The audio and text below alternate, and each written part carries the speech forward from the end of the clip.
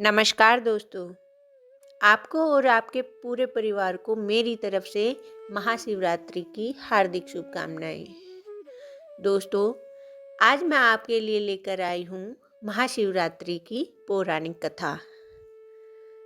तो दोस्तों, शुरू करते हैं आज की कथा।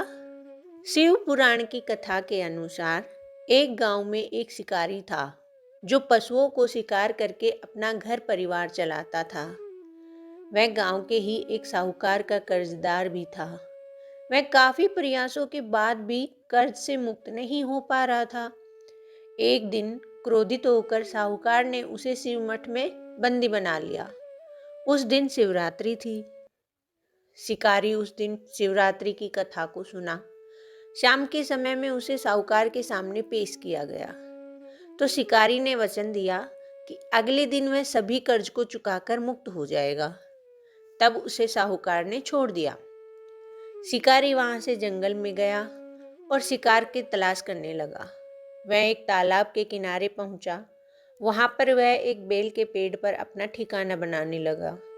उस पेड़ के नीचे एक शिवलिंग था जो बेलपत्रों से ढका हुआ था। उसे इस बात की जानकारी भी नहीं थी। बेलपत्र की टहनियों को तोड़कर वह नीचे फेंकता गया और बेलपत्र उस शिवलिंग पर गिरते गए। वह भूख प्यास से व्याकुल हो चला था। अनजाने में उससे शिव पूजा हो गई। दोपहर तक वह भूखा ही रहा। रात में एक गर्भवती हिरण तालाब में पानी पीने आई। तभी शिकारी उसे मारने के लिए धनुष बाण तैयार कर लिया।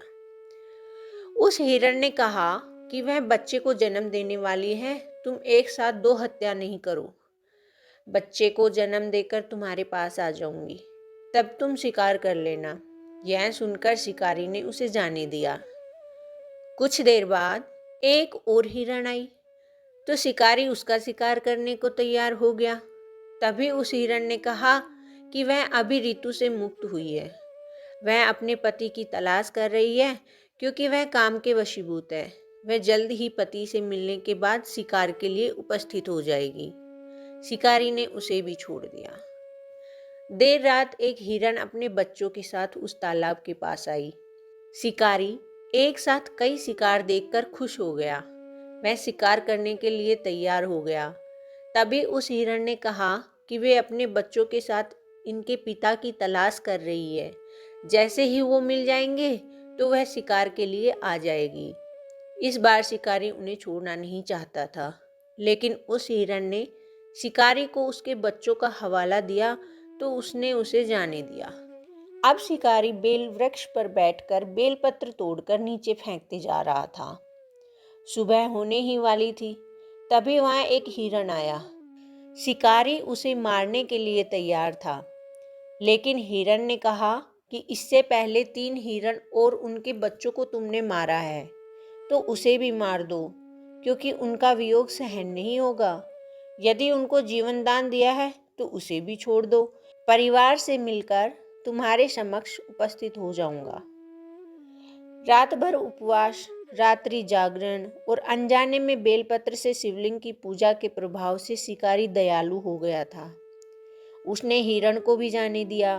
उसके मन में भक्ति की भावना प्रकट हो गई और वह पुराने कर्मों को सोचकर पश्चाताप करने लगा। तभी उसने देखा कि हिरण का पूरा परिवार शिकार के लिए उसके पास आ गया।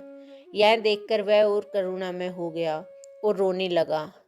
उस शिकारी ने हिरण परिवार को जीवन दान दे दिया और स्वयं हिंसा को छोड़कर दया के मार्ग पर चलने लगा। शिव कृपा से वह शिकारी तथा हिरण का परिवार मोक्ष को प्राप्त हुआ। तो दोस्तों, यह थी महाशिवरात्रि की कहानी। कैसी लगी जरूर बताइए। धन्यवाद दोस्तों।